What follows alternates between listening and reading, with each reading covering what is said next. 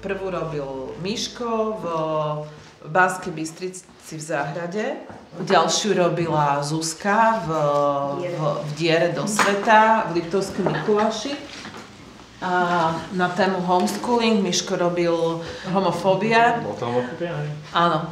Tam boli tie transgender, ne? To bolo... Áno, homofóbia. Ale v podstate teda na homofóbia YouTube bolo len homofóbia napísané. Okay. A tretiu diskusiu robila Fanny v Rožňave na tému konzervatívec versus liberálka, alebo naopak.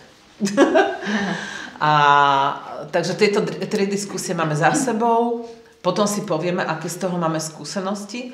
Teraz nás čaká, celý projekt obsahuje, vlastne sme sa zaviazali urobiť 10 diskusí.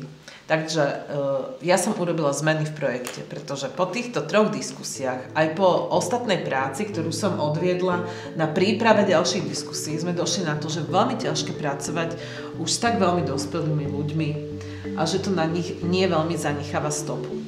Takže 5 z tých 10 diskusí by sme radi spravili na stredných školách, kde vlastne tí mladí ľudia sú ešte trochu tvárni, sú otvorenejší vlastne tej zmene. Ahojte, ja som Olivia a my sme tu vlastne dnes preto, aby sme nejako prejavili náš názor, že prečo sa oplatí študovať na Slovensku a v dnešnej dobe je celkom populárne odchádzať do zahraničia a ísť objavovať, ale my by sme dnes tak nejako chceli zvýrazniť, že prečo sa tu oplatí zostať u nás doma na Slovensku. Ahojte, ja som Zuzka. Myslím si, že jediné, čo by som k tomu asi dodala, je to, že pre nás je táto téma dosť aktuálna, keďže sme v maturitnom ročníku, takže je to také, že medzi sebou o tom často komunikujeme. Tak, ja som Noro a táto forma diskusie je nám blízka. Hlavne mne s Maťom, lebo sme chodevali na debatný krúžok a páčila sa nám táto myšlienka a táto téma sa nás dotýka. No a my sme teda za tú druhú stranu, za to, prečo je dobré, alebo prečo by sme mali študovať v zahraničí a tiež dúfame, že vás to tých, ktorí sa rozhodujete, nejak inšpiruje a nejak vám to pomôže. Tak ahojte, ja som Dodo a tiež som veľmi rád, že som sa mohol tohto celého zúčastniť, nakoľko, ako Zuzka už spomenula, že sa nás to teda bytostne dotýka, nakoľko sme v maturitnom ročníku a trošku nám už takzvané lepí. Takže a tiež som za tú stranu, aby sme sa možno trošku pozreli a nahliadli do toho cudzieho sveta, tak som veľmi zvedavý, ako to dneska celé pôjde a porozprávame sa o tom. Super, ďakujem. Skutočnosť je taká, že podľa toho, čo som si teda ja pozerala, nejakých 17% vysokoškolákov ide do zahraničia. Projekt Počúvam ťa je projektom občianskeho združenia Presahy, ktoré sa primárne venuje nezávislej kultúre a kreatívnemu priemyslu. A nakoľko si ale myslíme, že kultúra a kreatívny priemysel by mali byť aj angažované v spoločnosti, tak prirodzene vznikla potreba zaoberať sa polarizáciou v našej spoločnosti. Reagovali sme na výzvu z Active Citizen Fund, čo je správca norských fondov. Bol tam grant na občiansku participáciu a vypracovali sme projekt na vedenie rešpektujúcich diskusí. Projekt spočíva v tom, že zorganizujeme 10 rešpektujúcich diskusí, ktoré vedú nami vytrénovaní facilitujúci moderátori, ktorých tréning bol v marci tohto roku a viedol ho Sturla Biekaker, náš norský partner, spolu s Mírkou Molnár-Ľahkou, ktorá je vlastne súčasťou nášho projektu. A tam boli vyškolení 4 facilitujúci moderátori, ktorí následne vedú rešpektujúce diskusie rôzne po Slovensku. Tieto diskusie sú zasadené do regiónov, odohrávajú sa v nezávislých kultúrnych centrách a s ktorými aj konzultujeme, ktorá téma v danom regióne je polarizujúca a ktorej by sa trebalo venovať. Vždycky nájdeme 2 hostí, ktorí majú rozdielny názor na túto tému. A za rešpektovania pravidiel rešpektujúce diskusie moderátor vedie tento rozhovor na verejnosti a je zároveň nahrávaný a potom distribuovaný na našom kanále na YouTube. Tak čo ťa zaujalo na tomto projekte? Ahoj Michal, na začiatku inak rešpektujúci pozdraví tu prepáč, ahoj. človeka. Ahoj Fanny, rád ťa tu takto vidím. Ja musím povedať, že mňa prekvapilo asi aj to, ako inak vieme rozprávať o vlastných názoroch pred väčšou skupinou ľudí.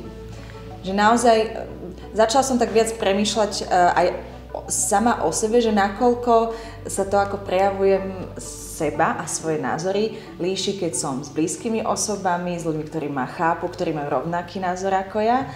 A je úplne iné mať asi aj odvahu, alebo možno aj takú sebalásku, lebo keď už koniec koncov, keď sa rozhodla takto vidieť svet, tak sa nemôžem hanbiť vlastne prezentovať ten názor pred hocikým.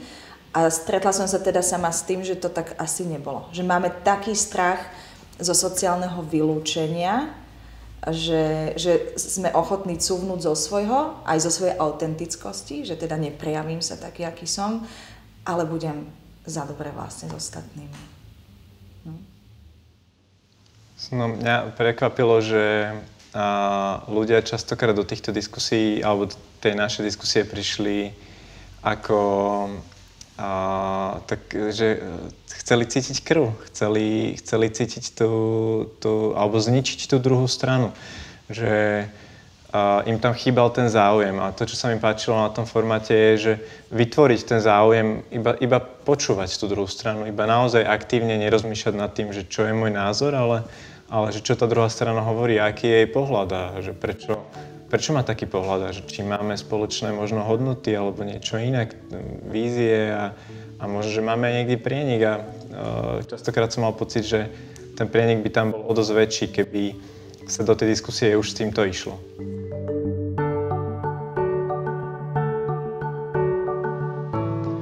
Znie to ako taký základný princíp, že akože buďme k sebe zdvorili, ale niekedy je veľmi ťažké vysvetliť, že to je všetko, čo vlastne od ľudí chceme pri tej debate.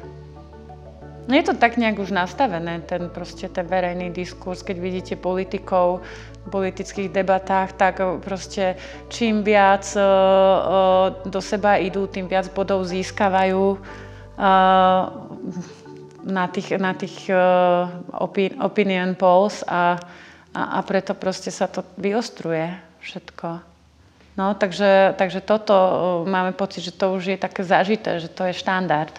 A toto je asi to, kvôli čomu v tomto projekte som, že ma veľmi zaujíma rešpektujúca komunikácia ako taká úplne všade. Myslím, že je to o pohľade, o postoji, s ktorým do diskusí všeobecne ideme. A to je ten rešpekt, že sa to nedá nacvičiť alebo nejak umelo vyvolávať, aj keď aj to samozrejme pomáha potom získať ten postoj, ale že učiť sa v tom ešte všetci máme priestor, tak na tom robíme so študentami.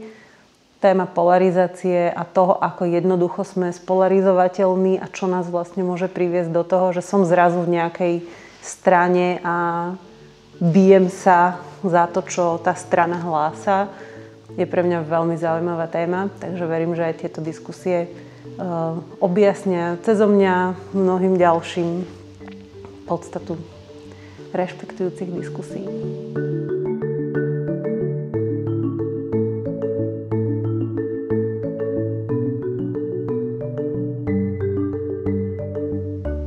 Prišlo ti, Zuzi, že je dôležité, že ako sa to tam fyzicky na tom pódiu uspôsobí, alebo myslíš, že to musí byť vôbec pódium, že tie rešpektujúce diskusie akože sa majú odohrávať na pódiu?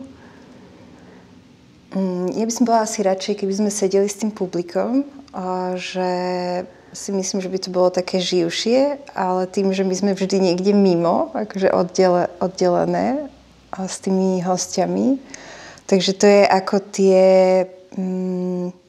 nejaké toreadorské zápasy, alebo čo, vieš, že to publikum tam sedí a čaká, že kedy, akože... A čo sa tam udeje? A ja mám potom pocit, že sa oveľa ťažšie dosahuje to, že sa ich to vlastne nejakým spôsobom môže týkať. Že to vyzerá ako my a oni. Ja by som povedala, že to publikum, že je rovnako dôležité ako tí hostia a hostky, možno niekedy až dôležitejšie, lebo vie priniesť vlastne otázky alebo reakcie, ktoré nečakáme a tým tú diskusiu rozprúdi. A ja sa hneď od začiatku snažím vlastne nadviazať kontakt s tým publikom.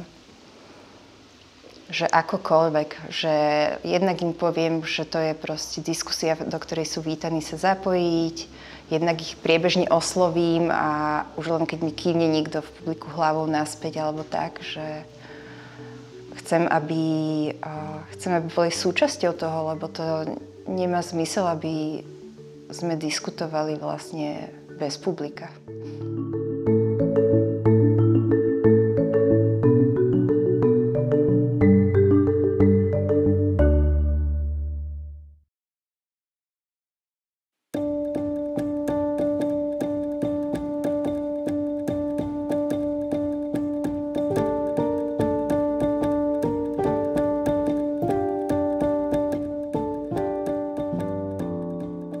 To, že posledná diskusia z projektu Počúvam ťa sa koná práve v teplárni, je pre mňa veľmi symbolické, lebo to považujem za jednu z najpolarizujúcejších tém v našej spoločnosti, aj s tragickou dohrou, ako vieme.